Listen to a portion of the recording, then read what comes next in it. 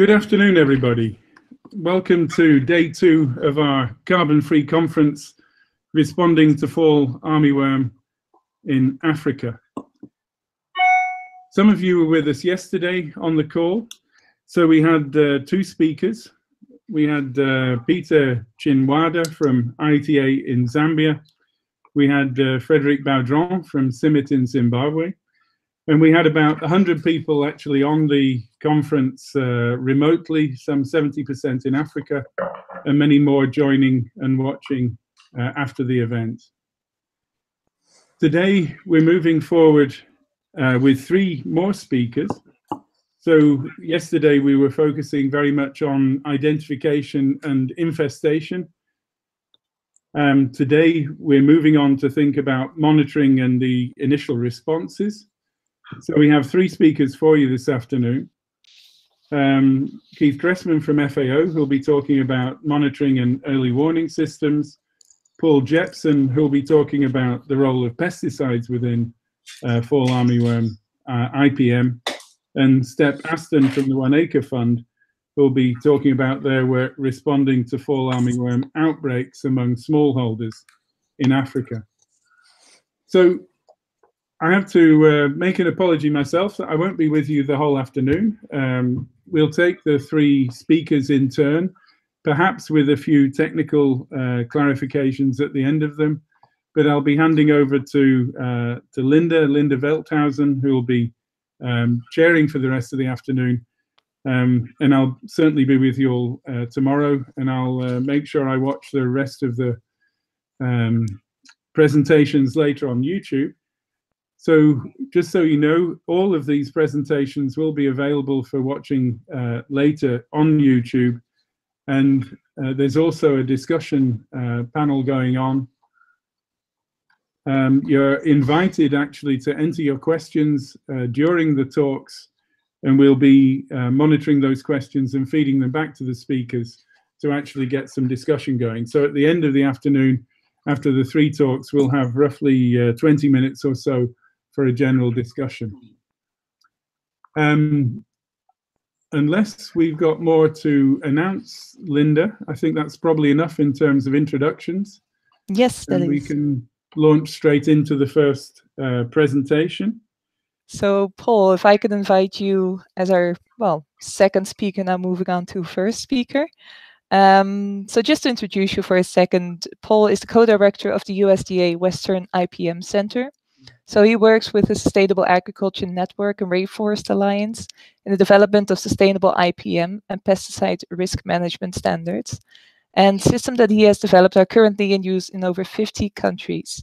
And Paul has participated in African regional workshops in fall armyworm management and is currently working with USDA, FAS, and USAID in the development of more sustainable management approaches for fall armyworm.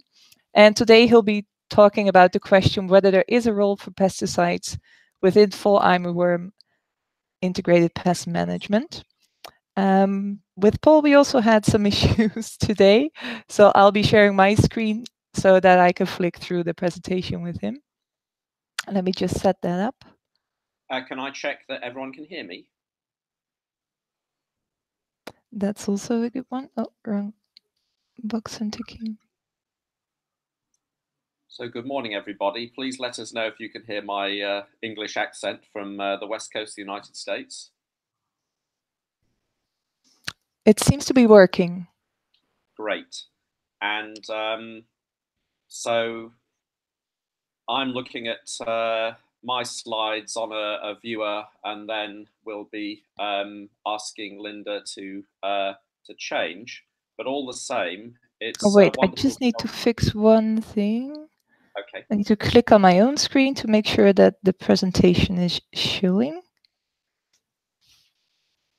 And now it's working, I think. Yes. Perfect. Yeah. So, I mean, it's an interesting question to start with, everybody, isn't it? Is there a role for pesticides in IPM in fall armyworm?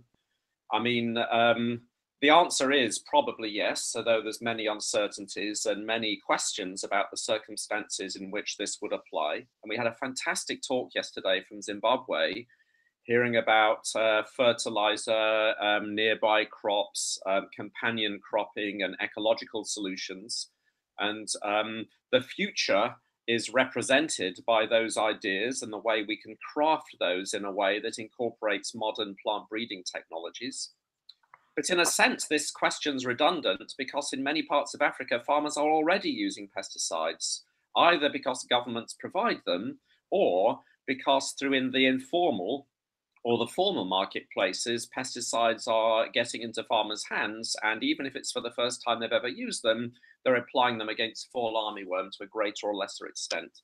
So my task really is to address the issue of access to pesticides that may not offer benefits and may outweigh any potential benefits by having risks to human health and the environment, and also to fit within any future IPM regime where pesticides could conceivably play a role. And our question is, which compounds, are they affordable, are they available, and can they be applied in a way that doesn't incur excessive risks?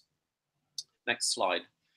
This is just an image from the US Geological Survey. They've got an amazing website now where you can zoom into, in some parts of the world, down to like a 30-meter resolution. It just shows how connected world agriculture is now. We use up a significant proportion of the terrestrial land base in agriculture, and pests are moving around and pesticide use is increasing, and our system seems somewhat susceptible to invasion. Hence the requirement that people like Keith and others work within the international sector to try and maintain a sense of early warning and movement of large invasions. And this is something that occurs frequently. And I found myself throughout my career in this exact situation many times. It seems to be a situation that repeats itself, where we keep saying to one another, oh my goodness, there's this pest that's arisen. We really need to do something about pesticide registration. We really need to structure the marketplace effectively. We really need to make sure farmers are educated about IPM. I mean, I started working in this arena in 1985 in East Africa, and then quickly moved to West Africa to work on locusts and grasshoppers. And I can tell you, we're going through repeated cycles of these same questions. Next slide, please. So and I'll try and move through reasonably quickly today, but here are the take-home messages. We don't have, at the moment, sufficient information to make what might be termed IPM recommendations that are truly compatible with IPM. African farms are very highly vulnerable to pesticide impacts for a number of reasons. Some of them are ecological, some of them are to do with access to research and education, and some of them are to do with the structure of the governance system and access to low-risk materials. So there's a high risk of impacts occurring, and I've documented some of these with many colleagues, including those at the FAO in recent years. Critical information needs can be met. I mean, this was the case in 1985 when I started doing this type of work. We can reduce barriers to IPM adoption if we all choose to do that, if the system responds in a way that positively encourages this. But we do need a concerted effort, and business as usual is not working. A very familiar tale is unfolding. Next slide, please.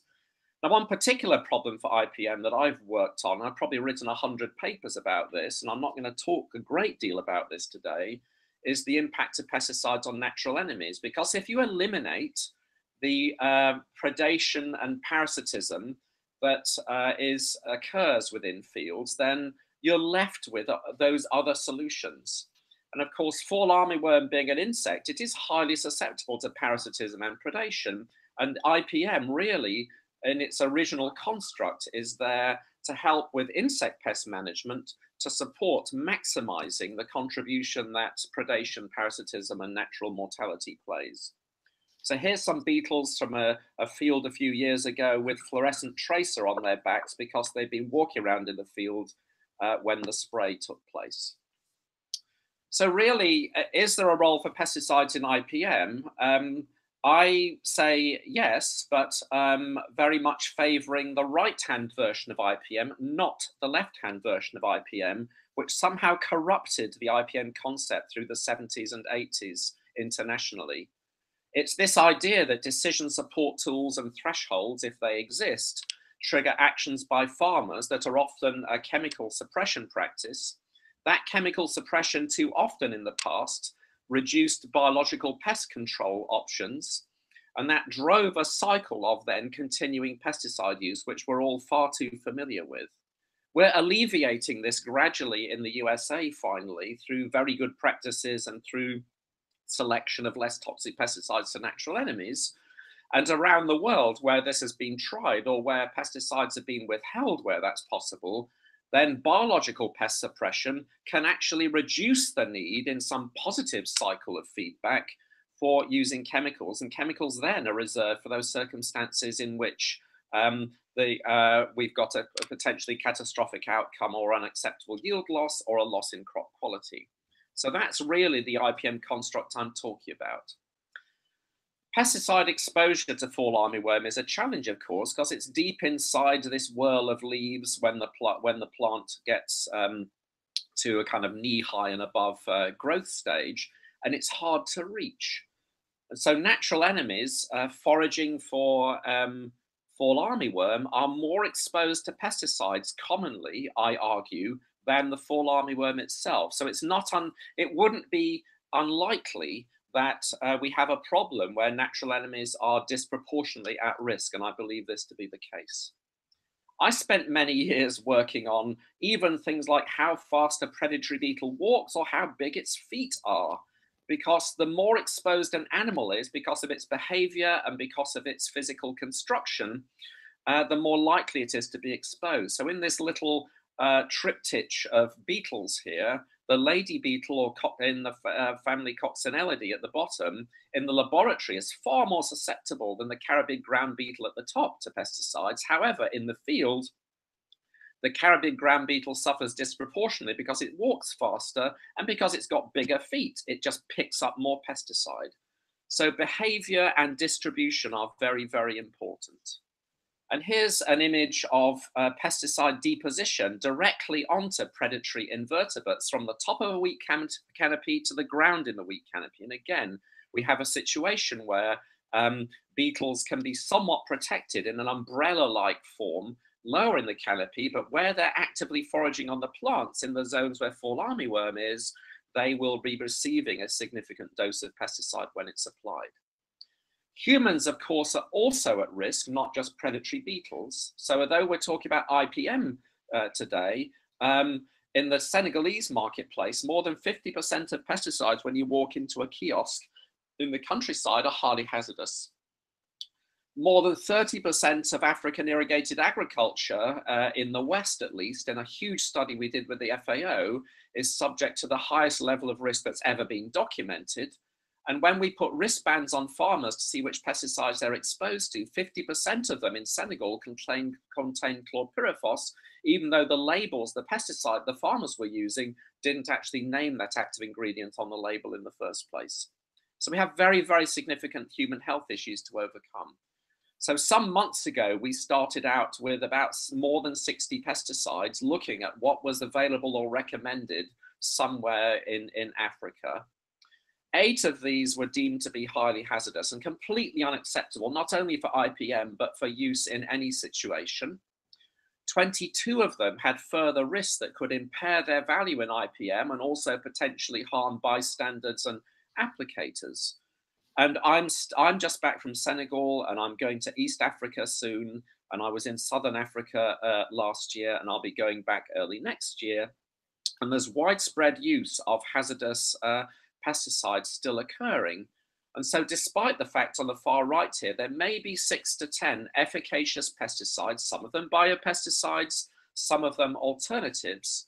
I'm on slide 10, Linda, I'm very sorry. Oh, I think you're a bit further than I thought you were. Oh, yes, sorry, people. Did you get through all those slides, or do I need to go through them again? I'm so sorry. What's the title of the slide? I can't see the slide number. Risk assessment and field data. Move on. Did anybody see these other slides? Well, if it's okay with you, we'll share the slides online, so they people can still see the slides that we missed. But I think your story is very clear, so thanks. Well, it's helped when you actually see the images that go with what I'm saying. So I'll try and indicate which slide comes next. So going left to right here, we have a situation of many highly hazardous compounds available. And when you walk into a point of sale in Africa, you cannot really discriminate which are more toxic from which are less toxic. And on the far right here, we have those potentially efficacious and low-risk materials that somehow we need to discern. But our question is, how do we end up with these actually being available and affordable and part of IPM? Rather than having the situation where highly hazardous and very toxic materials are used with consequences that we are not even describing for the farmers that are exposed to these materials. So that's the question that I'm charged with asking. So one chemical that on our WhatsApp social networking system that's been widely talked about is emamectin benzoate. I mean, this is a highly toxic material to human health and the environment. And it is sold in certain African countries with nonylphenol, a wetting agent. And if we just look at this very briefly, the level of concern for emamectin benzoate is 0.0025 milligrams per kilogram of human body weight a day, which given the rates of application and the high levels of exposure of farmers that may use this is not difficult to achieve. The food tolerance for this is 0.01 parts per million on a maize cob, which again, if treatment takes place too late, would not be difficult to achieve in practice. And this material is highly toxic. But not only that, the wetting agent that's widely sold has been banned in Europe and the USA for decades. It's a female hormone analog, and it causes feminization in vertebrates. It affects male reproductive function. So there's widespread availability of materials that people are not currently aware are highly toxic. Another material I heard about that's being widely used in Rwanda last week is profenofos. This was sold by Syngenta until recently in the United States for use in cotton. The cotton pesticide label said you could re-enter after 72 hours, and yet EPA's own risk assessment, which is published and online, suggested that a US cotton worker would still be exposed to a dose of concern 44 days after the treatment of a neurotoxic pesticide. And this is a material that's been proposed for widespread use in combination with pyrethroids in Rwanda. So our work has shown, for example, in the next slide, through using wristbands, that farmers are exposed to a wide range of agrochemicals. And this figure shows the concentrations that we found in 70 wristbands that African farmers wore, going from low doses on the right to very high on the left to high doses on the right. Then vertically, the number of wristbands that actually contain that particular dose of pesticide. Every wristband we tested contained some pesticides, some contained 19, and half of them, if you look at the dotted line in the middle, contain chlorpyrifos, which is a highly neurotoxic pesticide. So we have deep concern about exposures and impacts of pesticides. If we go to the next slide, please. And one reason is that farmers, whole farm families are working within fields in Africa, often up to 6 days a week, often for 5 to 7 hours a day.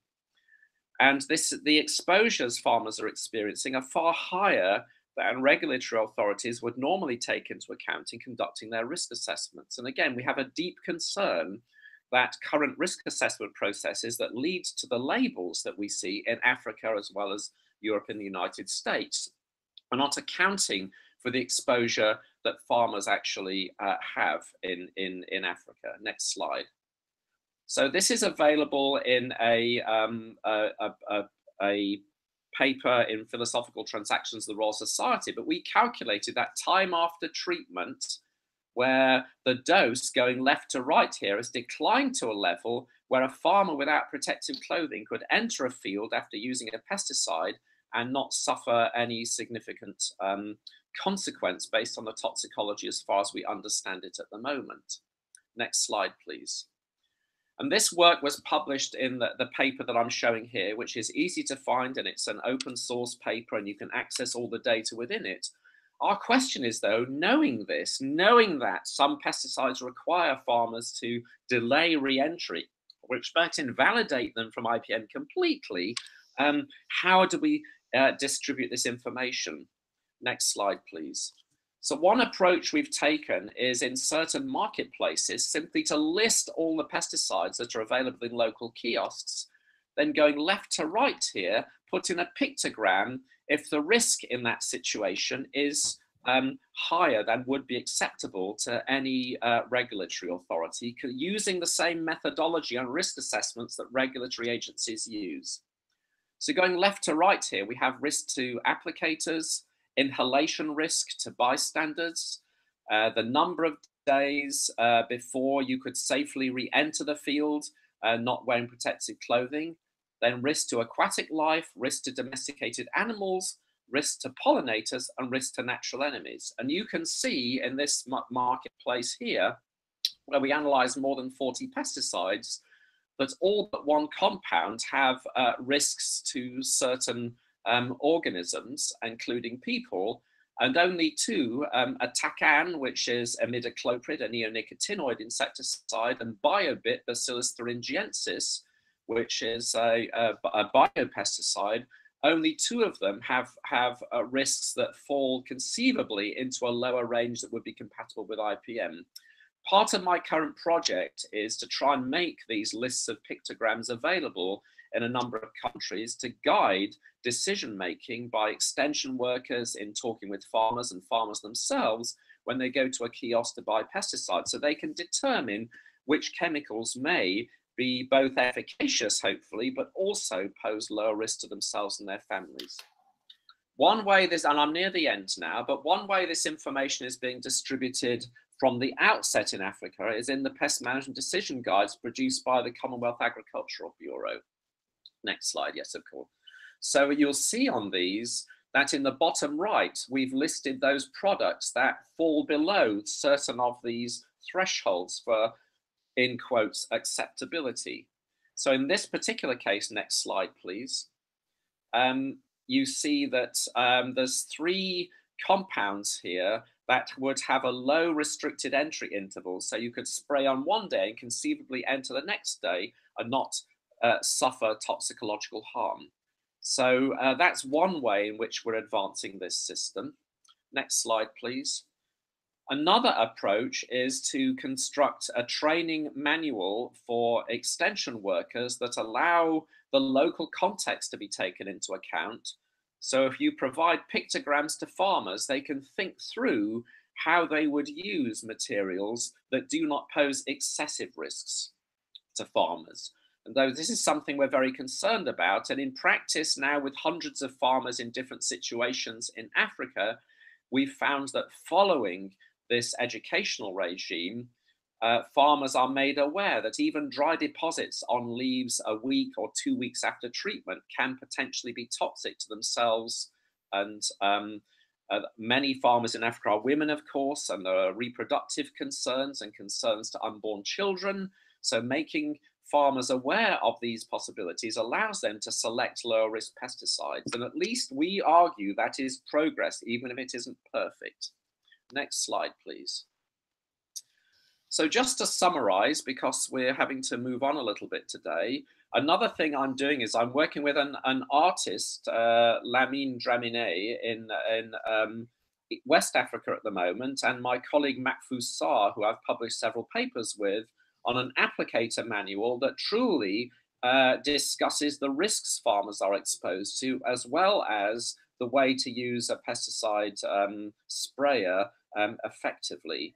And this may be one of the first times such a manual has been produced. But Lamine is an extraordinary artist, and here's some of the work we're concentrating at the moment, portraying African villages and talking about walking through the village with a bottle of pesticide, how to store it, what, and then whether it's a biopesticide or a low-risk conventional pesticide, if you put it in a sprayer, how do you ensure that it might actually reach fall armyworm? So the work I'm talking about sounds very complicated, but the end result is something that we believe is usable. And the 3 things that we're working on at the moment is an applicator training guide for use by extension workers throughout Africa, a training of trainer manual and a process which I'll be conducting on using those pictograms so that you can discriminate which pesticides are unacceptable for IPM and unacceptable in terms of human risks. Then finally, a kind of diagnostic process to determine what the decision-making needs of farmers may be in Africa. Yes, if we could move on to the summary slide now. Oh, did we not see the, let's go back to the previous slide, Linda, we can talk about that for a second. So this is the work of Lamine Dramine, as you can see on the right here, a pencil drawing that he constructed a week ago with me in Senegal. How do we portray a pesticide store and where you might keep your protective clothing. And so that's something we're actively doing at the moment. To move on to the last slide, please. This summarizes the 3 aspects of pesticides management that I'm concerned about, and primarily, as I argued right at the beginning of my talk, we're trying to structure a regime where it is perhaps hold on for 1 second, Paul. There is a huge echo in the line, and it would be a pity if we can't hear the summary at the end of this, of course. So for the other speakers, if you unmuted your phone, please mute it again so that we can listen to what Paul was saying. Paul, could we try again? Just the 3 key elements, your summary, please. Can you hear me now? Am I echoing? Yes, no, this is fine. Okay, so the 3 parts I'm responsible for are to develop an applicator manual, which for the first time, I believe, is focused on minimizing risk and being transparent about what the risks of handling a pesticide sprayer are, as well as discussing how to use one effectively if you've not used one before. And this would apply to a biopesticide just as much as a conventional pesticide. Train the trainer manual for pesticide risk management that will include pictograms that summarize pesticide active ingredients in terms of those criteria I was talking about a short while ago. And finally, a diagnostic method that we've developed, which we use here and in other parts of the world, that determines how farmers make decisions in their local context, and therefore allows an extension worker or an agency or an NGO to work out exactly where a pesticide fits within a farmer's consciousness. And so in doing that, we're addressing just as much the world as it is, with many inappropriate chemical uses, as well as the world that we would wish it to be, where pesticides that are of low risk and hopefully of biological origin are used in a way that's compatible with IPM, and it allows natural enemies, plant breeding and cultural practices to work in concert with certain pesticides in situations where the crop yield is at risk, to use them in a way that's compatible with IPM and also decent standards for protecting human health and the environment. And I'm sorry about the technical glitches and my inefficiency in presenting remotely in this way, but thank you for listening today. Fantastic. Thank you very much, Paul. That was a very clear presentation with a strong argument. Oh, I'll just stop sharing my screen. With a strong argument to be sure that we don't harm human health, use the right chemicals, and also to be mindful of the environmental consequences. So I'm trying to be mindful of time. There is a bit of echo on our line. But for all the materials you showed that you work with farmers and farmer extension workers, are these available to the participants? I've just started on October the 1st a project with USAID and USDA Foreign Agriculture Service. And in the first 3 weeks of this project, we've already got a first draft of the applicator manual. I'm going to West Africa and East Africa before the end of this year to conduct training of trainer exercises with this manual.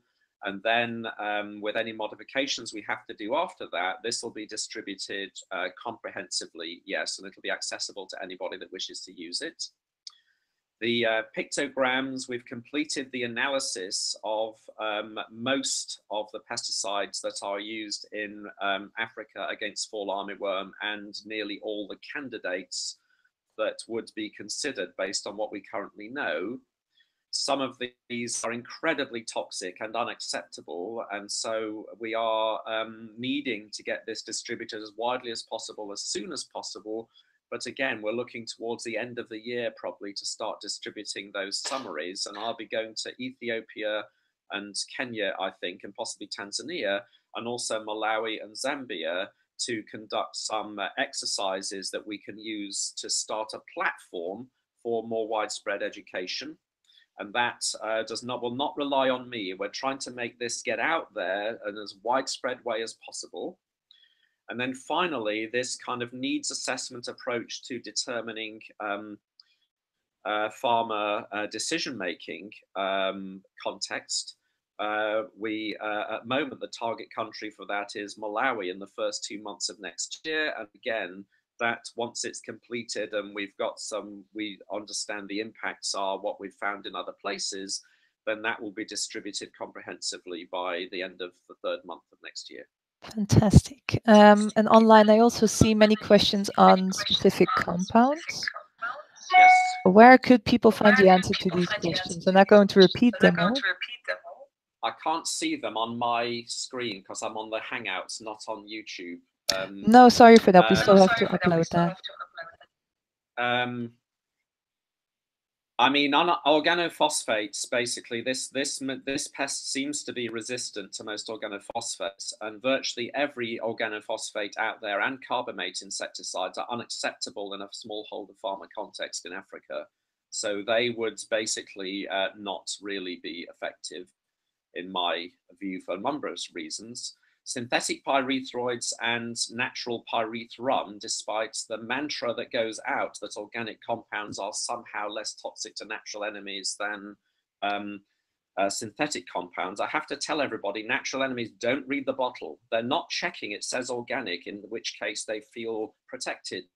So pyrethroids and pyrethrum are profoundly toxic to natural enemies, and in my view, unacceptable for use in IPM unless it's a very late season use where you already know that they may be effective, which we do not know.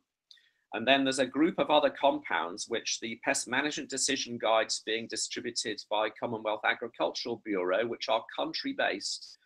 These at the moment summarize many of the materials that are known to have some efficacy, but also do not exceed the criteria of unacceptable risk. And I would direct you to those. And I hope if one of our speakers, or if Roger Day or someone from CABI is online, might share how to get access to those, because I think they're rather good. They're kind of brief summaries, but that's a way to get rapid access to information.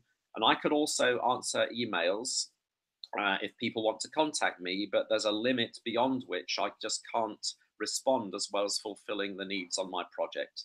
Yes, But so one thing we'll do with the questions that have come in, we'll collect them and also talk about a few of them after all the presentations, and the ones that remain, we'll ask you to comment on those and share them with the community. Okay. So I would like to move on now to Aston. So if Paul, you could perhaps mute your microphone because we have a bit of an echo now. Right. Well, thank you very much, everybody. Thank you, Paul. So as I said, I would like to move on to the next presentation. Apologies, we may run a little bit late today, but we'll try to make the best of the session today and also make sure that your interests and your questions are addressed. So Aston, we want to move on to you. So Aston is working with the Acre Fund. He's a senior program manager there for the agricultural research. And Acre Fund, it's a social enterprise that serves 750,000 farming families in Eastern and Southern Africa. Acre Fund provides high-quality agricultural inputs on credit, delivers them within walking distance of farmers' homes, and trains farmers on improved agronomic practices. And today's step will talk about working amongst smallholder farmers within this fall armyworm outbreak. So Step, please, over to you. Thanks very much. Just working on getting my screen shared with everyone. Mm-hmm. Is that working for you? Let me see. I can see the screen, and yes, your screen is showing on YouTube as well. Perfect. So I should probably start off by just saying that I'm not intending in this presentation to really dig into any of the research we've been doing around fall armyworm in any great detail, but rather trying to give a quick, broad overview of the kinds of things we've been collecting data on, in the hope that, one, I can share some high-level lessons that perhaps others can learn from, and two, advertise some of the kinds of data we have that maybe experts from other organizations might have an interest in using to conduct more in-depth analyses than we've really got the time to do ourselves internally. Yeah, very brief background on what Acre Fund is, what we do, just to provide a bit of context for this. So we're a social enterprise and providing inputs on credit within walking distance of farmers' homes, and then providing weekly trainings on modern agricultural techniques as well. And our whole program is delivered through field officers, who each serve around 200 to 300 farmers. And these are field officers are kind of like our credit agents and extension workers rolled into one. They do everything, helping clients choose what inputs to order for their land, facilitate the ordering process, deliver the agronomic trainings, collecting credit repayments. And our program is currently operating in 7 different countries. But in this presentation, I'm going to focus on just 2 countries, Kenya and Rwanda. I'm limiting myself to that because I haven't got time to go through every country, but also I think these countries illustrate quite well how our experiences with responding to fall armyworm have needed to vary from country to country, particularly with regard to pesticide. So I'll start by giving a bit of context on fall armyworm incidents in both countries. We conducted surveys in both Kenya and Rwanda to try and understand the extent of fall armyworm incidents and infestation across our areas of operation. And in Rwanda, we surveyed over 1,000 farmers across 19 districts and found that just over half of our farmers had fall armyworm infestation of some sort in their field. But there's huge variability in incidence between districts, below 10% in some areas, over 95% in others. And we did a similar survey in Kenya in the 2018 long-range season and surveyed 2,500 farmers and found overall incidence of almost 60%. But again, a lot of variability between districts. And one of the things we'd be quite keen to understand better is what are the drivers of spatial variability in incidence and the extent to which those might help us be able to predict and model how infestation might vary from season to season. So again, like this is data that we would be happy to share with others who've perhaps got more resource to put into modeling those sorts of things than we have internally. So one of the obvious questions coming out of this is, what is the impact of fall armyworm on yields? And that's honestly not something we yet have answers to that we're really that confident in. In each country of operation, we do hundreds or even thousands of maize crop cut yield measurements to evaluate our program impact each season. And this gives us some opportunity to try to understand yield drivers by asking farmers a series of questions about their historical field management, agronomic practices in that season, any stress events they've experienced. And in our data collected over the past 2 seasons, surprisingly, we haven't actually been able to detect any statistically significant effects of farmer-reported fall armyworm infestation on yield once we control for other factors. So it's worth bearing in mind that our surveys were not primarily designed to try and understand the impact of fall armyworm in the first place.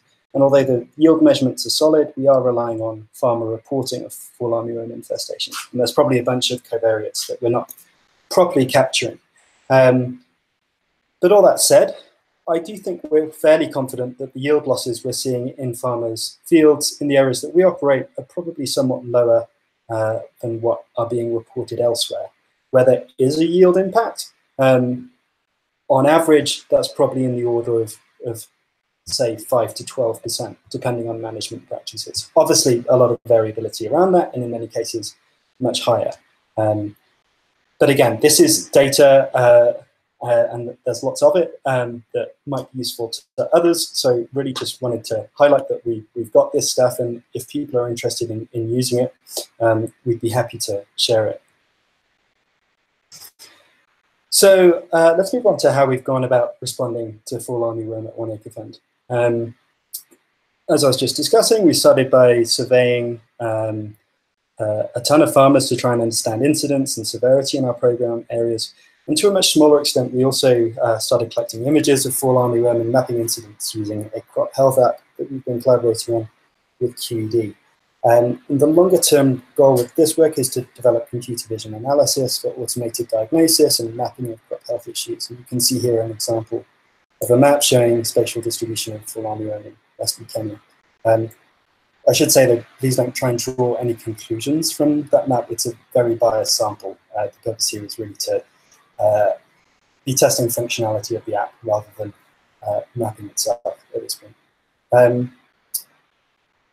I do want to take a moment there actually to just briefly touch on the idea of mobile phone apps for smallholder farmers in general, because it currently seems very common for a lot of researchers and funders to get really excited about mobile apps as immediately scalable solutions to address challenges like Fall Armyworm. And while I do think these tools have incredibly exciting potential for smallholders in the longer term, say 5 years from now, and perhaps in the near term for relatively more wealthy farmers, it does sometimes seem that people think these approaches can deliver far more near-term impact than is perhaps realistic, given actual levels of smartphone adoption amongst poor smallholder farmers. And to illustrate that, when we first started trying to test this app, of the relatively few field officers who actually had smartphones with sufficiently decent GPS and camera functionality, we found 80% of them either had fake Android operating systems or really old versions of Android, like 4.2 or below, so they couldn't actually install the app. So that's a little bit off piste, but I just wanted to flag that it might be helpful kind of in our broader ag development community in general, if we could maybe be a little more realistic about the likely short-term impact of some of these technologies. In terms of our field operations, our most immediate response to Fall Armyworm was to develop trainings on Fall Armyworm and integrated pest management, in which we were training farmers on effective field scouting, field sanitation, effective weeding, early planting, rotation, intercropping, and so on. And on the topic of intercropping, we quite often get asked why we're not really pushing push-pull systems for striga and Fall Armyworm response when there's so much evidence of it being effective. And I think others are going to be presenting on push-pull systems later in the week. But hopefully this is a useful additional perspective to contribute to that conversation. We've trialed use of desmodium intercrops in Kenya for several seasons, and Uganda too actually, with our prime interest being management of striga. But we've tended not to see any significant differences in maize yield with use of push-pull systems. And because desmodium seed in Kenya and Uganda is really quite expensive, adding about $30 of cost per acre, it really reduces maize profitability, especially where there aren't available markets for desmodium or Napier livestock for it. And another factor that's challenging here is there's not really well-established desmodium seed supply chain in the region that can produce the sorts of volumes we'd need if we were going to scale, and quality control is also a challenge. It's very difficult for us to convince farmers to buy seed for a crop that they can't easily eat or sell. And then they have a hard time often managing the desmodium crop with poor germination in drier areas, and farmers often accidentally weeding it out, and also termite attacks in the dry seasons. So with all those challenges, often complete replanting is necessary, and farmers have to be convinced to buy seed again. And my purpose of discussing all this, to be clear, is not to say that push-pull doesn't work or can't work. merely just trying to say that at the moment, it doesn't seem to be an option that we would likely be able to scale effectively within our program level in Western Kenya. We might reach different conclusions elsewhere, and I think probably particularly at higher latitudes further south, where affordable desmodium seed supply might be less of a challenge. So onto the question of pesticide distribution. In Kenya, we have been distributing pesticides over the past couple of seasons. And the context for this was that we had good evidence that our clients were relatively experienced in using pesticides and generally had access to decent application equipment or were able to buy it. But we did feel that there was a value add for us distributing pesticide because many farmers were likely to apply pesticide regardless of our involvement. But they might not be able to get the most safe or effective products or recommendations from their local agri-vets. And there were also some quite significant push factors from government for us to distribute pesticide. So from the products that were being recommended by government, we tried to choose those that had good evidence of efficacy, relatively high LD50s and low environmental impact quotients, and really quite critically, those that were available in bottle sizes that are actually appropriate to smallholder land sizes. Because we want to avoid selling pesticide that farmers don't actually need, we're distributing pesticides separately to our main seed and fertilizer deliveries, which happen prior to the season. So what we're doing instead is providing an on-demand SMS ordering system in which for a certain window at the start of the season, farmers who've experienced threshold fall armyworm infestation can choose to order pesticide via SMS, and then the pesticide is delivered the following week. And now we'll come on to discussing our approach in Rwanda, which is really a very different context. Again, our starting point was to try and understand whether farmers could use pesticide effectively and safely. And we surveyed 2,000 farmers to try and understand this. And we found that a third of farmers had never used pesticide, and over a quarter of farmers reported that they had used pesticide before, and they typically applied it using a bucket of pesticide solution and then flicking that around using a bundle of grass or leaves. And only a third of them used spray pumps to apply pesticide. We also found that half of farmers couldn't actually name any specific pesticide products, and fewer than 2 in 10 actually understood the difference between a fungicide and an insecticide. And although the majority of farmers said that they would do things like wash their hands after applying pesticide, their knowledge on a lot of other areas of safe use was generally quite poor, particularly on the use of appropriate PPE. So you can see here less than 5% reporting that they would wear gloves, cover their mouth, or cover their eyes. We also asked farmers about how they were currently going about controlling fall armyworm, and although most of them wanted to use insecticide, only half were doing so because they weren't able to afford equipment. 20% of farmers were actually destroying eggs or larvae by hand, and 10% were doing nothing, and we also found that 15% were trying to use fungicide to kill fall armyworm. So it was fairly evident that if we were going to distribute pesticide, we need to find some pretty good ways of ensuring they could apply insecticides as safely and effectively as possible. The farmers we serve in Rwanda are typically less wealthy than those we serve in Kenya, and so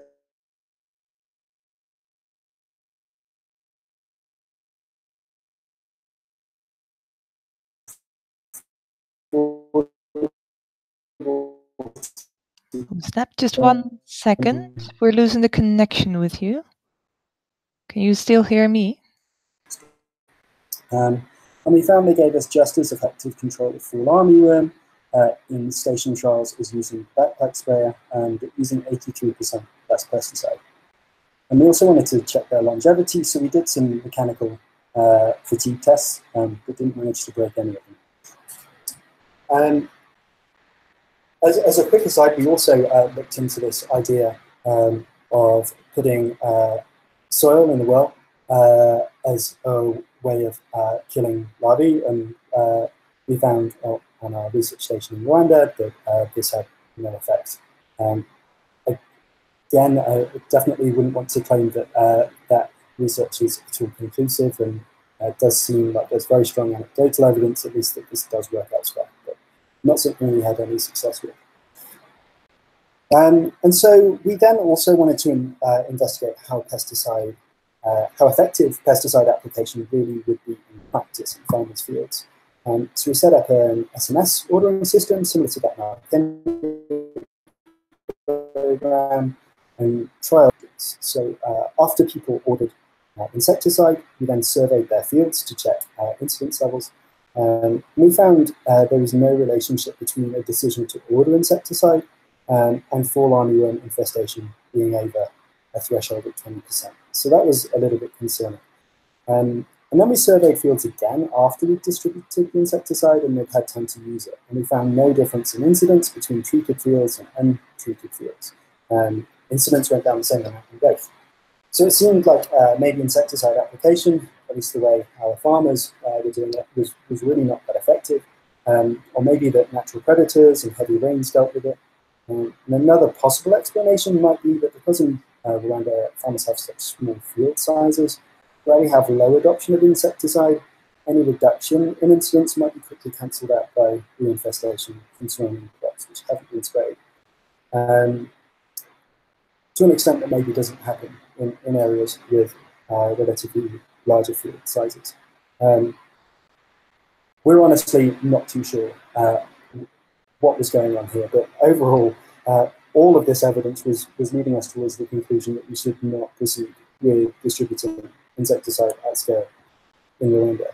An important additional factor here driving that decision was that, as has already been alluded to, I think there really aren't that many insecticide products registered in Rwanda that are affordable, effective against fall armyworm, and of sufficiently low human toxicity for us to feel comfortable about distributing them. And we really seem to have only one option that kind of ticked the boxes in terms of the standards we'd set for ourselves, but it was the same product that anyone who was applying pesticide, and virtually anyone who was using already, and had been using for several seasons. So there was a real risk of resistance there as well. And so overall, we didn't really feel that we could genuinely add value over the long term in terms of maximizing effective use or of insecticide or mitigating the risks by distributing insecticide ourselves. So that brings me into my final slide, in which I want to talk about some of the challenges around responding to fall armyworm, which we hope researchers and policymakers might be able to provide some solutions to.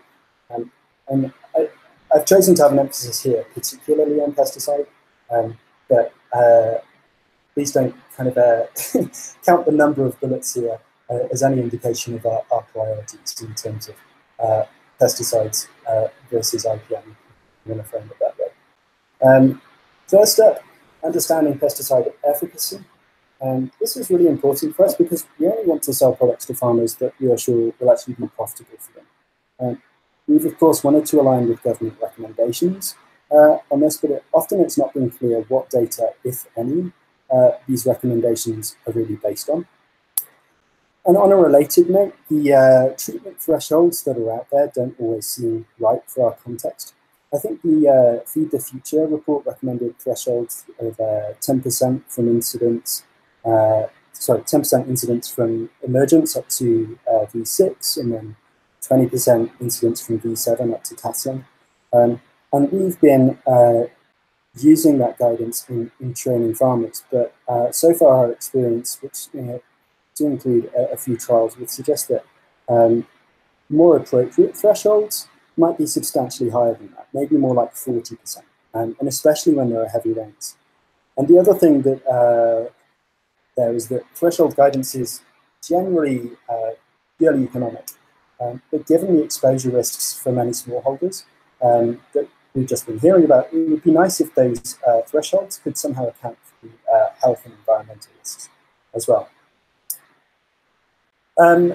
Another issue we've encountered is that the dosage recommendations on many of the pesticide labels really don't seem that appropriate for the smallholder context, where farmers using small sprayers rather than tractors and boom sprayers So they can maybe be more precise, but they're also more exposed. And there are property differences in drift also. This next point is a really significant one for us. Limited product options. Registration processes in the countries we operate in, as they are anywhere, are very often expensive and very bureaucratic, and clearly there are some very good reasons for this. But it does seem to be the case that there are often a lot of relatively old, high toxicity products still on the market and registered in gazettes. And in many countries, it seems like there's no real strategy to phase these out. And presumably this means the industry is not really that well incentivized to invest in registering relatively newer, perhaps more effective and more safe products. And even where there are relatively effective or relatively more safe products available, we still have this challenge that many of those will not be available in bottle sizes that are actually appropriate for the land sizes that the farmers we serve have. And typically that would be around 100 ml bottle size. And that has obvious implications in terms of affordability, but also because obviously we don't want to be distributing a bunch of excess product and having large containers that need to be disposed of later. And we think larger containers are probably also higher risk in terms of farmers wanting to use them for other purposes. A lot of the products that we would have preferred to distribute over some of those that we have only been available in 0.5 to 1 litre bottles. And we just do not feel comfortable offering those to our clients. Those limited options also mean that we have limited options to rotate. And at least one country we operate in, the government recommendations with which we have to comply, and the fact that we don't want to distribute red label pesticides, or honestly many yellow label pesticides either, would not actually enable us to rotate to a product with a different mode of action. And so we've made a decision to stop distributing pesticide. And in most countries also, there are limited, if any, safe disposal options for pesticide containers, per the best practices defined by FAO, UNEP, World Health Organization, etc. So a lot of challenges to be dealt with around pesticides. But I think more importantly, what we'd really like to see is just a greater range of really well-evidenced, scientifically evaluated, simple and genuinely scalable IPM approaches for managing fall armyworm. And that may include better evidence on insecticide efficacy, but we would just love to see stronger evidence out there on simple cultural management practices. So I'll end with that request and hand back the mic. Fantastic. Thank you very much for that, Step. I think what you shared with us now is a process that many farmers, extension workers, NGOs are going through, like considering what are the options and what shall we do. So by sharing that, I think you're also helping many other groups in figuring this out for themselves. So thank you very much for that. Hopefully in this e-conference, you find some of the answers to your questions or people working on that. I think some of the things you shared can also be shared with the other presenters, maybe as a start for a new research agenda on this topic. Because that's also one of the outcomes we were hoping for this conference, to have an action agenda or a research agenda at the end of this. So that's fantastic. For people in the chat box, please enter your questions you have now. I'll ask a few, and then we'll move on to Keith Cressman in a second. And at the end, there will be a bit more time for additional questions. So just one question now for you, Step. I was wondering, do you have ideas on how actors within a country can work together to combat fall armyworm and work on different approaches for that?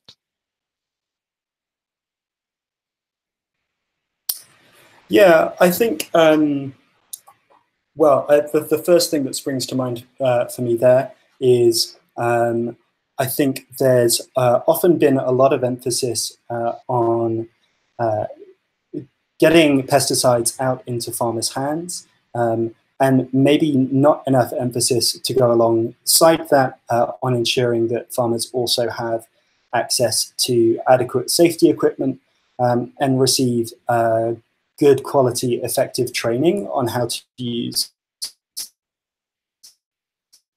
those products.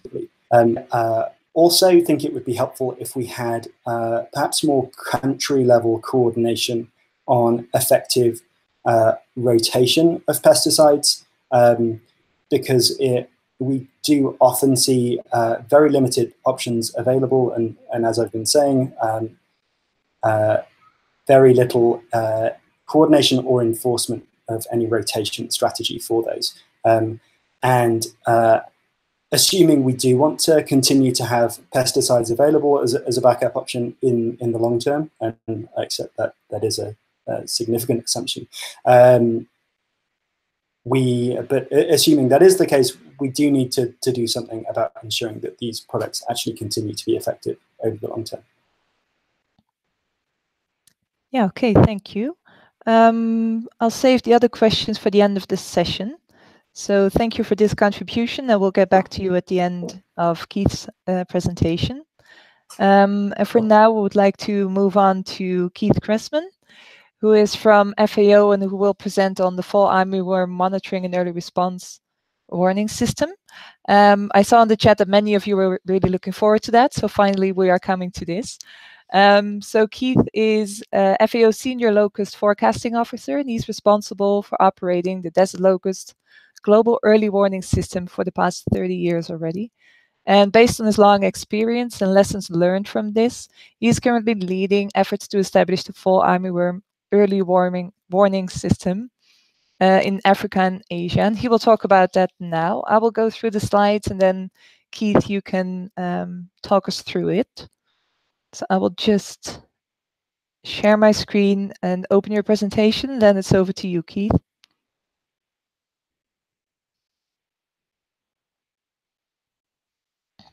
You can unmute your microphone and then tell us everything you want to share. Okay, thank you very much. Just wait for the presentation to load here on the screen. Okay, great. Okay, so I think everybody knows me after a very nice introduction from Linda. This afternoon, I want to talk about FAO's Fall Armyworm Monitoring and Early Warning System. We call it FAMEWS. And as Linda eloquently mentioned, we're learning the lessons from a long experience in desert locust monitoring and early warning to apply that to a new pest in Africa, the fall armyworm. So next, please. Okay, so I think as we've heard from previous speakers today and also yesterday, it's quite clear that the best management of fall armyworm in Africa relies on timely decisions that are based on field data. And up until recently, there has been very little field data, mainly for quite a good reason, in the sense that we didn't have the tools that had been developed for a harmonized and a standardized approach to data collection and sharing of that data with everyone. So we at FAO saw that this was a very significant gap, and we thought that we would certainly try to fill that gap by establishing a unified tool that could be used by everyone in Africa and also in Asia, where the fall armyworm has spread, to collect the necessary data that is required for good decisions and timely actions. So we call this tool FAMEWS. As I mentioned, it's the Fall Armyworm Monitoring and Early Warning System. And it consists really of monitoring the fall armyworm.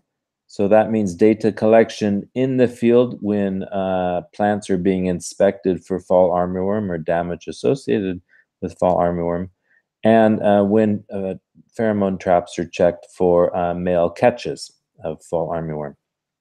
So that data then should be recorded. And from the data, obviously, early action can be taken. It might be as simple as egg squashing, It certainly involves protection of natural enemies, as Paul has mentioned, and opportunities for biocontrol and other local traditional control practices. The data also can be analyzed on a global platform to help increase our understanding of fall armyworm as a new pest in Africa. Next, please. Right. Okay, so the question is, what is FAMEWS? FAMEWS, very simply, it's a smartphone app that works on an Android phone at the moment, requiring version 6 or higher of the Android operating system. It has been developed by the FAO IT Solutions group in headquarters in Rome. And the purpose of the app is to collect and share scouting and trap data within countries and across continents. Now, why would we want to do that? It's very important to monitor the presence of fall armyworm and its spread. We should remember that it's a transboundary plant pest. That's a fancy word for a migratory pest. And it can quickly move from farmers' fields to other farmers' fields, from districts to other districts, from countries to countries, and even across parts of Africa. So it's very important to that spread, monitor that movement, to detect any possibilities of population buildups, increases or decreases and declines, and perhaps identify hotspots. In addition, because it's a new pest in Africa, it's important that everyone learns about its relationship to the ecosystem, to the ecology, to the natural predators, to the weather, to the farming practices. This will certainly help increase our knowledge, which then we can apply to better manage this pest. Sorry if we can go back to that slide, the previous slide. Yep. So who should use the FAMEWS system? Well, it's meant for farmers and for communities. Every country has a different kind of structure of data collection and management. And sometimes it's farmers who do it directly. Other times it's communities, maybe agricultural extension workers. Certainly NGOs are involved, plant protection officers, and other people are involved. So the app is meant for everyone. Now, when should the app be used? It's not simply just at the beginning of the season or midway or at the end of the season. It should be used every time a field is scouted for fall armyworm. That means every time plants are inspected to check the presence of fall armyworm. It should be used every time a pheromone trap is checked, and it should be used throughout the cropping season. Next, please. So just to remember, to remind everyone, monitoring consists of two main activities. The most important is field scouting, and that can be supplemented by pheromone traps. It doesn't mean that monitoring cannot be undertaken if there's no pheromone traps. Simply, pheromone traps can help identify the presence of fall armyworm in an area, and it might help the farmer to encourage him to check his fields on time and not too late. Next, please. So that's the monitoring aspect of FAMEWS. The analytical aspect of FAMEWS, as I mentioned, it's the data is to help learn more about fall armyworm, its relationship to ecology and the ecosystem. And from that, we might be able to answer some questions like, are there specific cropping systems that can help reduce the fall armyworm presence? What is the relationship of planting date to fall armyworm? Some people say if you plant early, you'll be less at risk. But let's have some data that substantiates that and supports that. Varieties, are there certain varieties that might be less or more susceptible to fall armyworm? And what is the distribution of fall armyworm in fields or in let's say, growing areas? Is it a kind of a homogeneous distribution? Is it heterogeneous? Is there clumping? Are there potential hotspots and so on? With the data that comes from FAMEWS, then we can certainly better understand the current situation of fall armyworm in any country, and produce perhaps early warning to other countries that don't have fall armyworm or that may be at risk of invasion of fall armyworm. This is extremely important. As I said before, it's a migratory pest. So it's very useful to know its current distribution in the country. It's useful to know what areas have been treated, to identify any changes in population levels that might be going on, and to also see these changes over space, so over geographical areas and over time, from month to month and week to week. Data can also then feed into a risk mapping. And this is very important for national authorities and for the donor community to help identify those areas that are high risk to fall armyworm, that additional resources and activities and efforts may need to be emphasized there. In addition, the data collected from the FAMEWS app can feed into other models that may be used for operational basis or for research in terms of furthering our knowledge of fall armyworm. Next, please.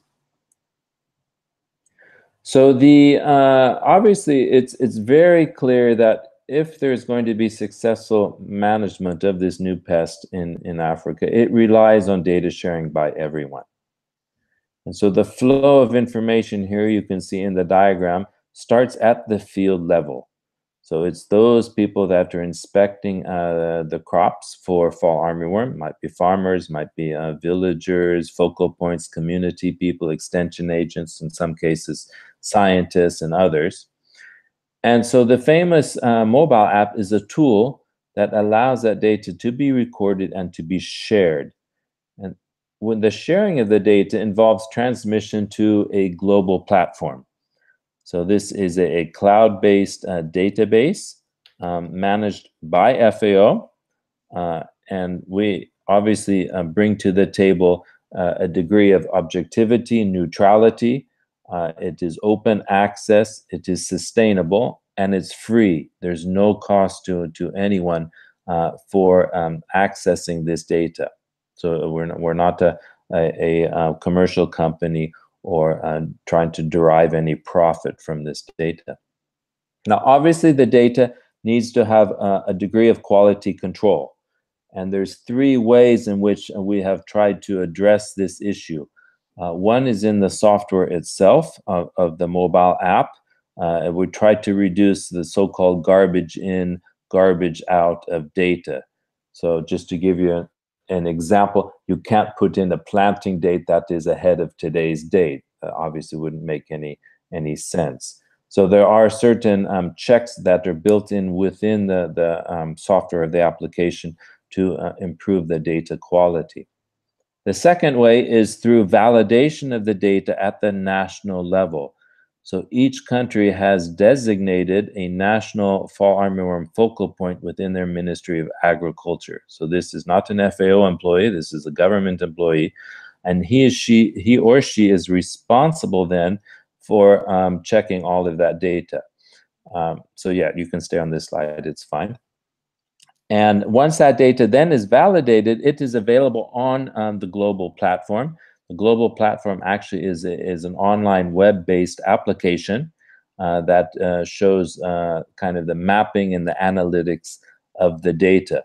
That platform is updated every hour, so that means the data on the platform is of near real time. That platform is completely open access. So that means it can be used by decision makers, it can be used by researchers, by students, by other organizations and entities. We don't want to have a closed system here.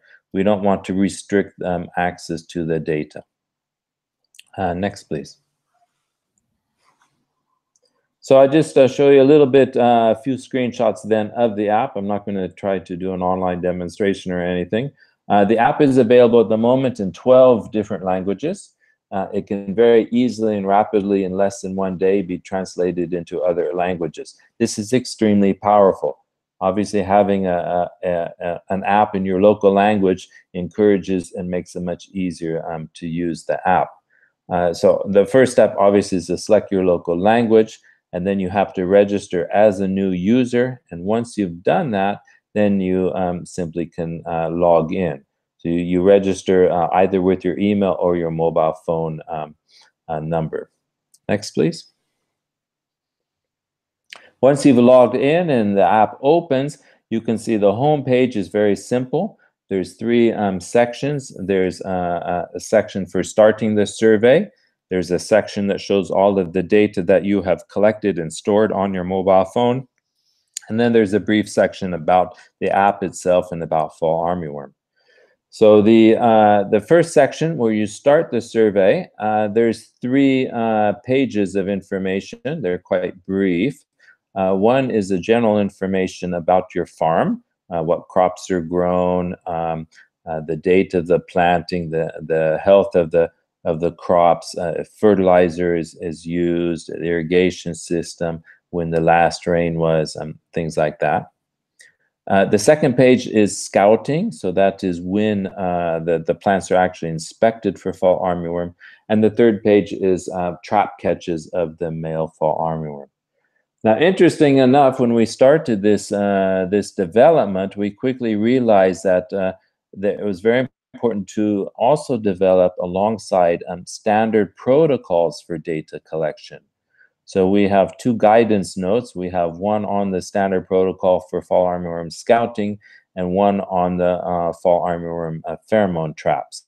And those are available in English and French and Arabic and other languages from FAO. They're just one-page guides that simply sets out how to look for fall armyworm in the field or how to count those moths in a pheromone trap.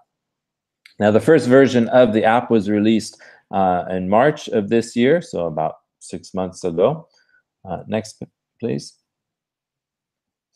And I will just show you then, when you collect the, start the new survey, then the farm information, you can see there's three screenshots here of that. You indicate the country location, the region or district in your country, and these are from drop-down menus, so there's no typing involved. And then the location name itself that you can type in. Then using the GPS of the smartphone, the latitude and longitude is automatically collected in.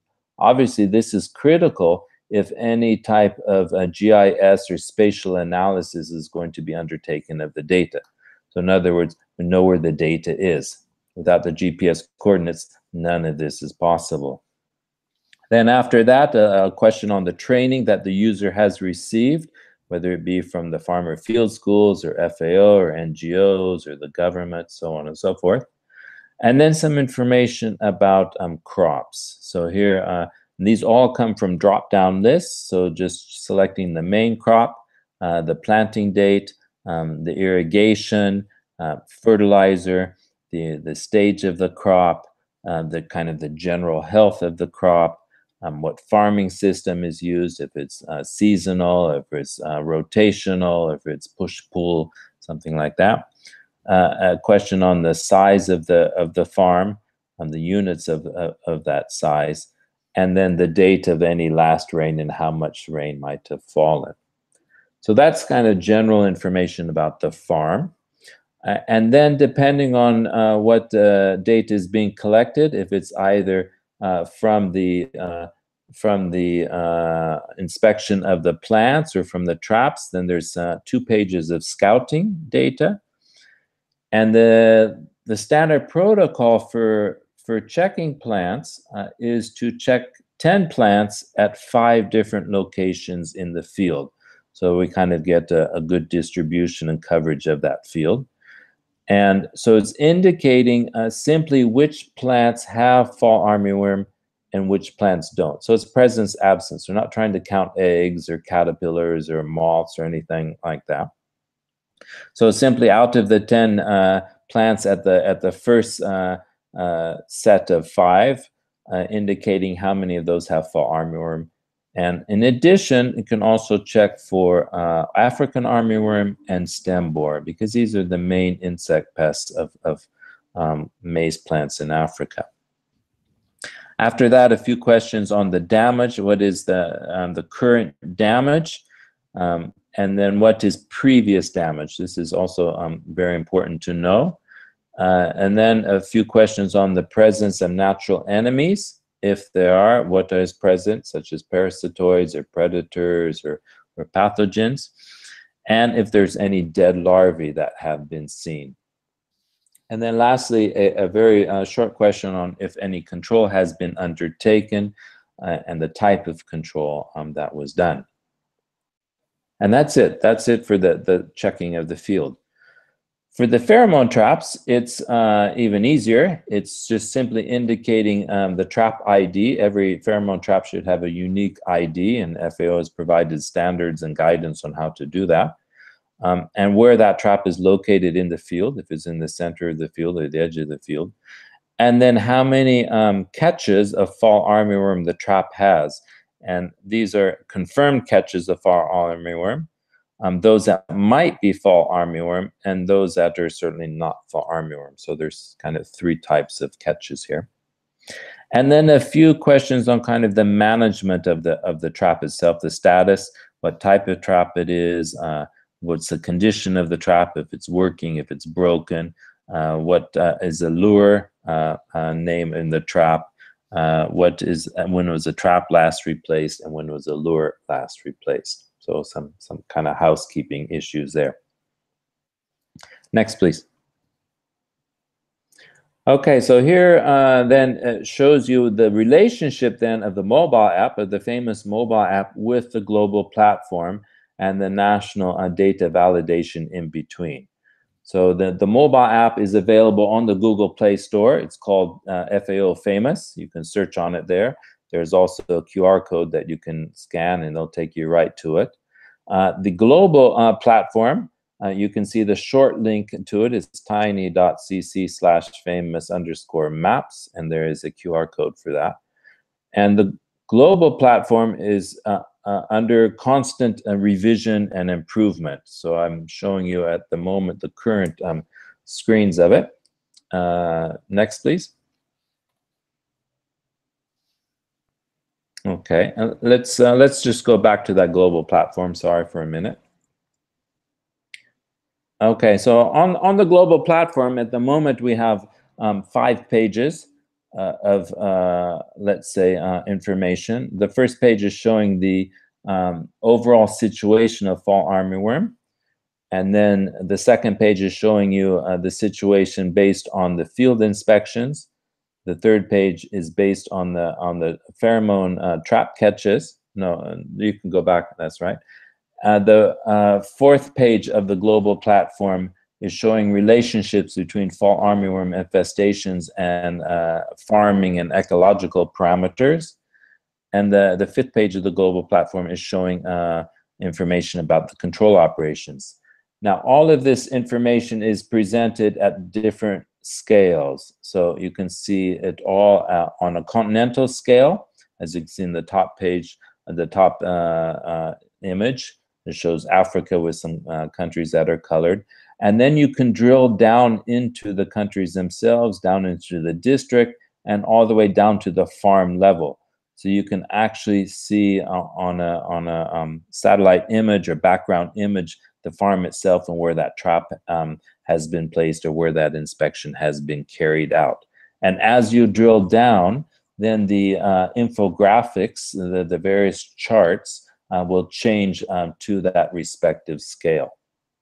And as I said, this all of this data is updated every hour, so it's near real time. Okay, let me just go to the next slide, please. But we're not done yet. We're constantly trying to improve not only the global platform, but also the FAMEWS mobile app itself. The first version was mainly designed to collect data. The second version, which is under development as we speak, will add new functionality for the user itself, so that he or she, whoever is using the app, will benefit themselves directly from that app. What does that mean? That means involving and incorporating much more educational and training material into the app. So as you saw, there's a question on natural enemies. Fine, what do they look like? So the app would give pictures of of common natural enemies. The app will help to assist the user in scouting the field.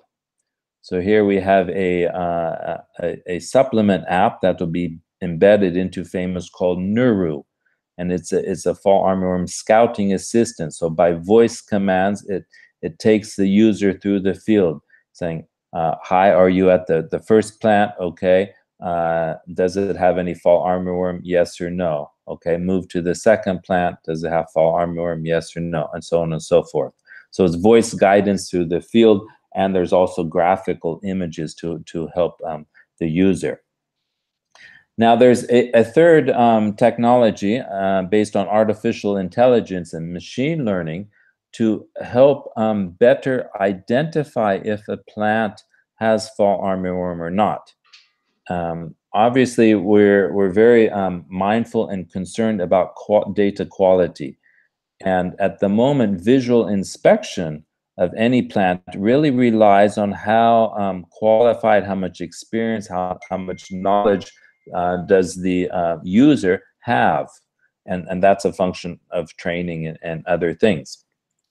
But as you know, artificial intelligence has come a long way and made great strides. And in some cases, we have found that it is much more accurate than the human eye.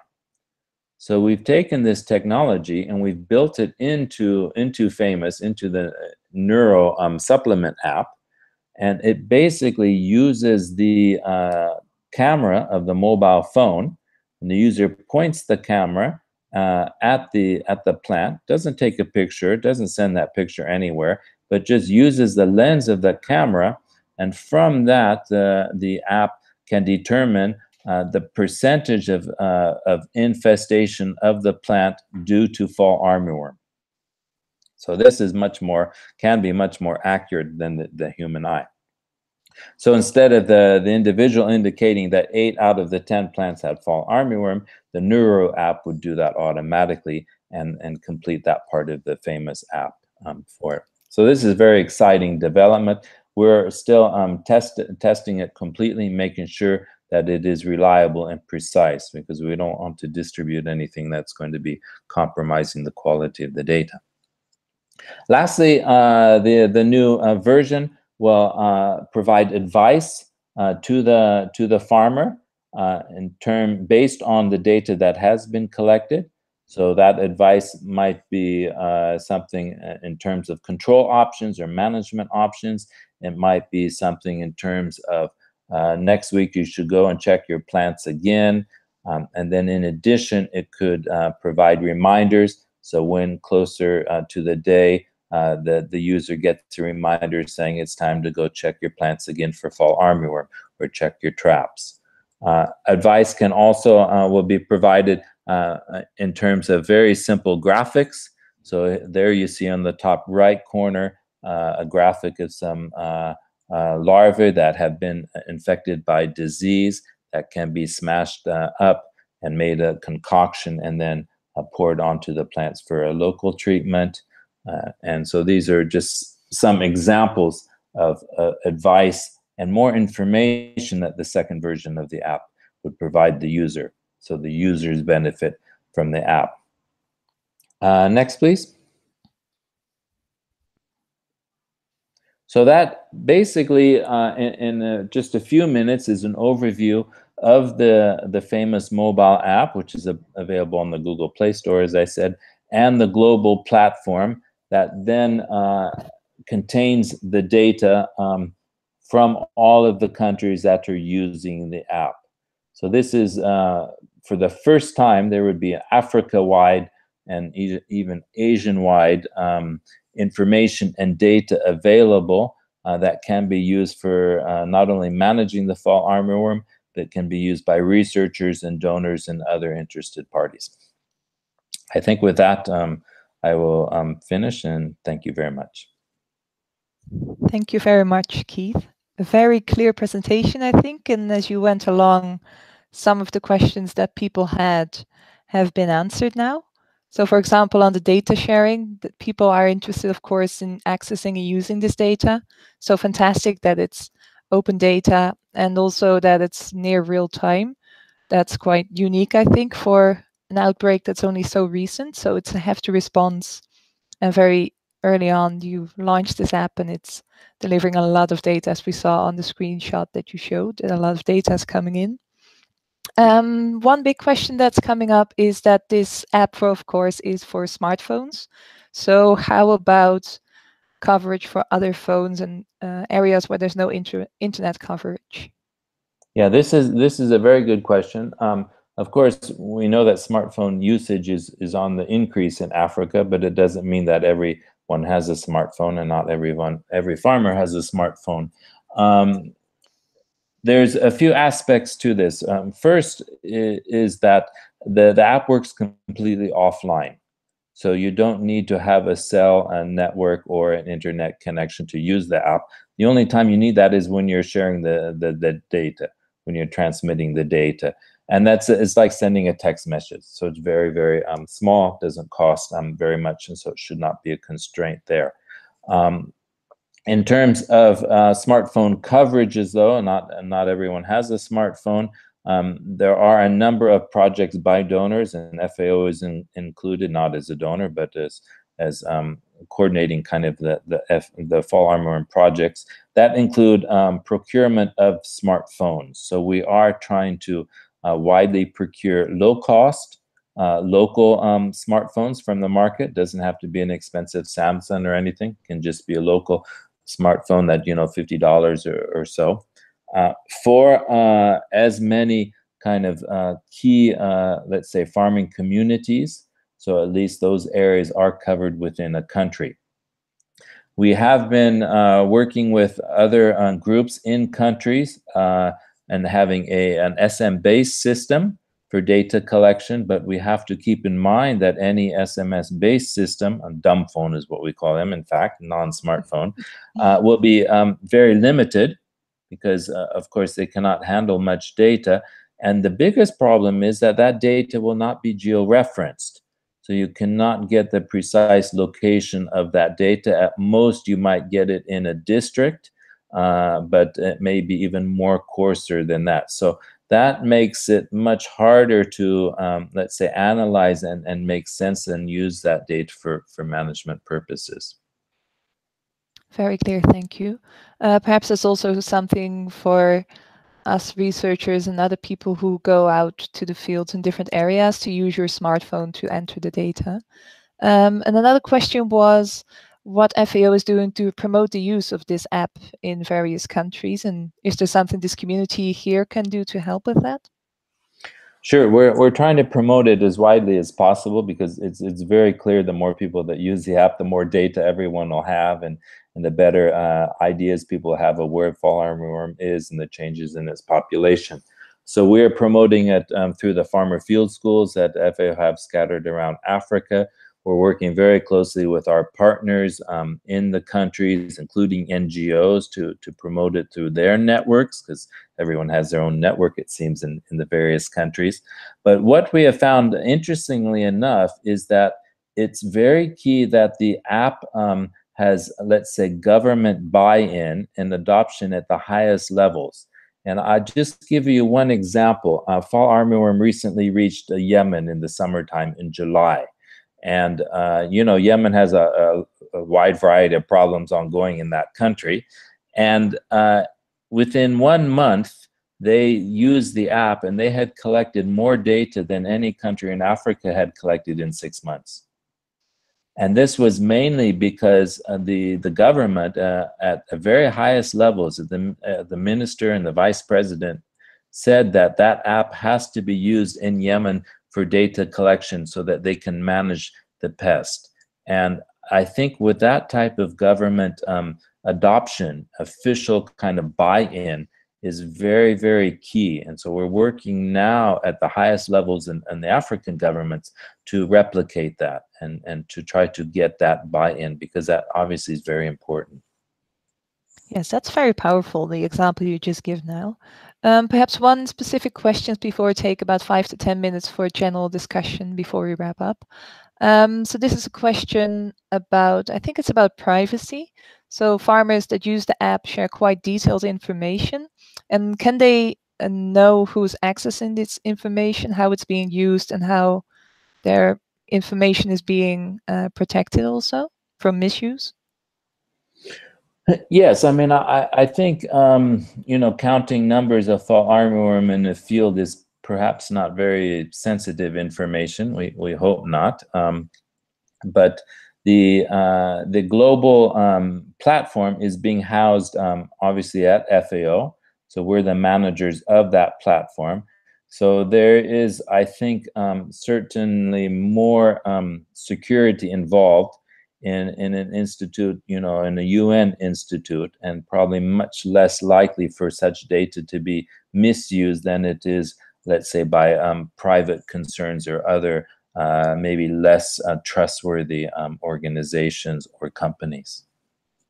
Okay, thank you very much. So now I would like to open the floor a little bit for questions to all our panelists. If you have them, please type them in. So what has come in through the platform earlier is this question whether, so the initial response to fall armyworm was pesticides mainly, with the idea of moving into more sophisticated systems, IPM, later on.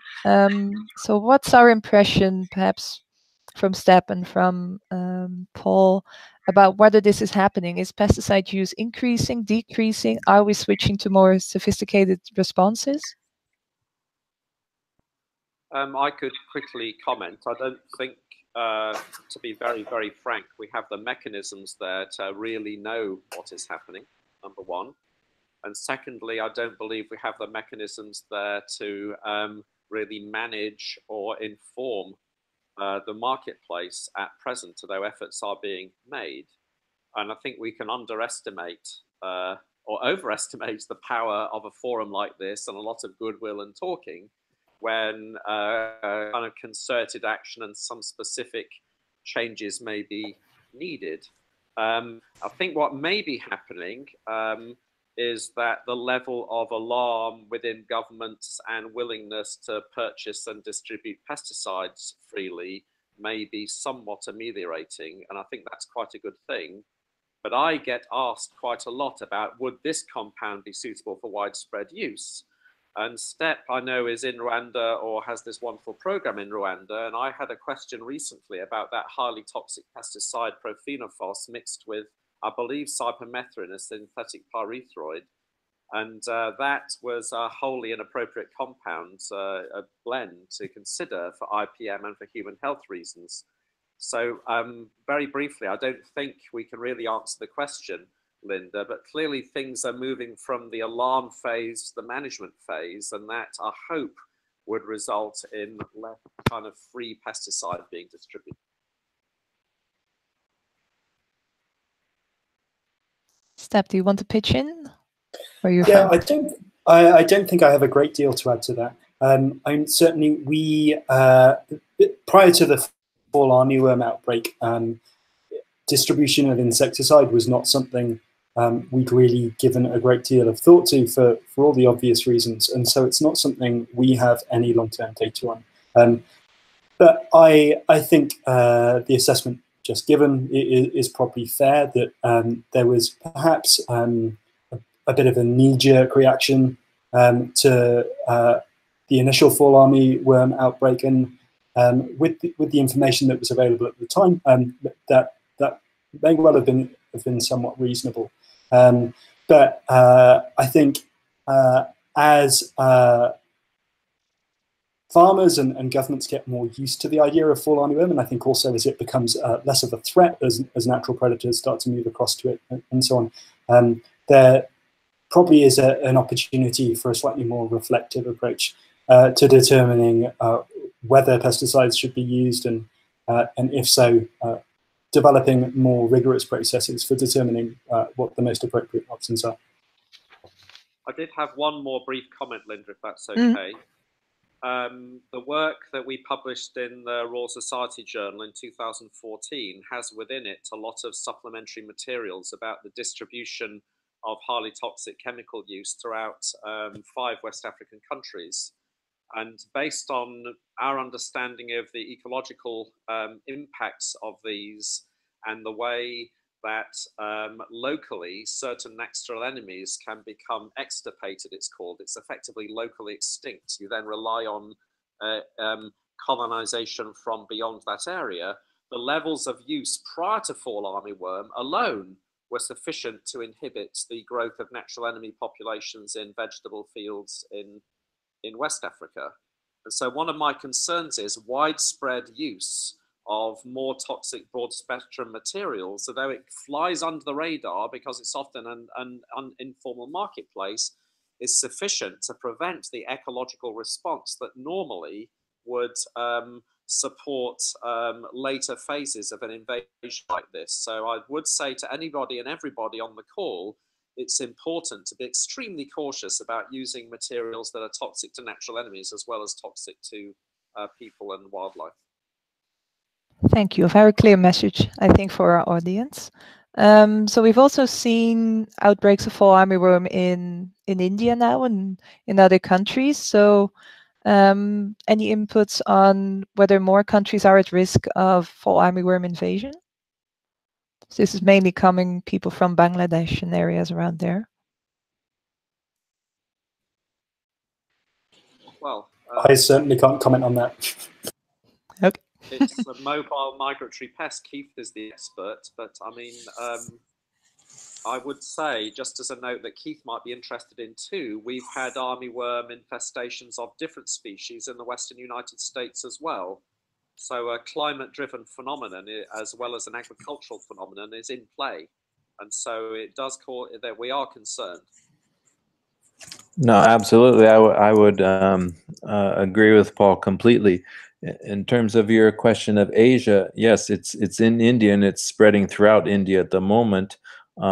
It's probably a great threat to Bangladesh, since Bangladesh is right next door and is likely it would continue to move in an eastward direction. And then from that, it can get into China. And then it becomes let's say, a little bit of a different ball game. Certainly, there are natural barriers around the place, similar to locusts, that prevent it from getting to some places. So it's not going to be able to cross the Himalayas or the Hindu Kush, obviously, to get into China that way or into Central Asia. But it can go around in the west and eastward directions. It does seem to be moving quite rapidly, though. We were a little bit surprised to see it in Yemen and then to see it in India. It may have come to India through the Madagascar in the Indian Ocean islands. There are a number of different avenues. And that's only by nature, because we also have to consider trade. So it can also move by human means as well. Yeah, so we probably need another conference to get ready for potential invasion in China, perhaps. Yeah, we don't have much time left. Perhaps one final question is on making connections. So fall armyworm is one among many challenges that smallholder farmers are facing. So how can we broaden perhaps the responses we have now to incorporate the full suite of problems that farmers face?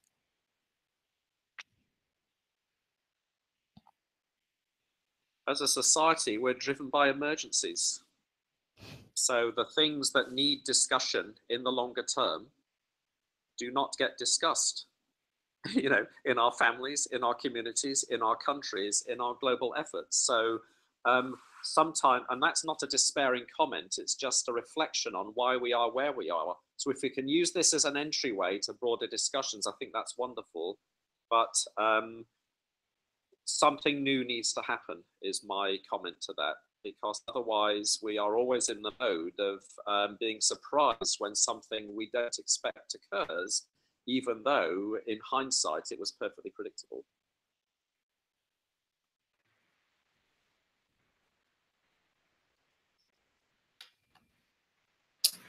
think I'd add to that that I do think,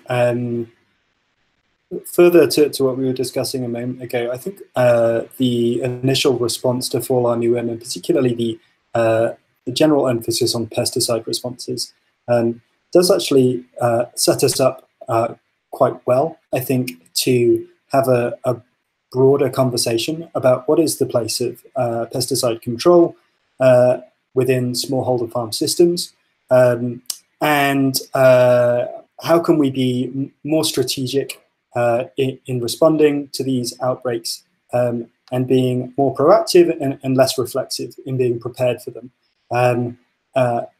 Most importantly, I'd suggest just by developing more agroecologically resilient farming systems in the first place.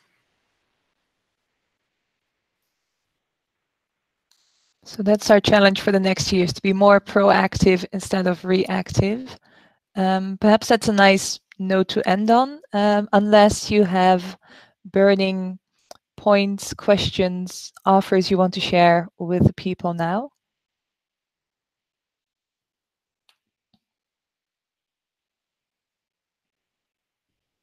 No, so if not, I want to thank Keith, Paul, and sorry, that was a long session, Step, for your presentations, for hanging in there when technology let us down. Thank you very much for your contributions. It was very insightful, and we'll just edit the YouTube video to make it a bit more accessible for everyone to review it afterwards. And also thank you for all the people who joined and stuck with us, and for your questions for this. So thank you very much. Another session tomorrow at the same time, hopefully with less issues, on the recommended responses to Fall Armyworm. So that's with presentations by Joe Husing, Alan Traska, and Ivan Romnishana. So thank you very much, and hopefully see you again tomorrow and see you on our online platform.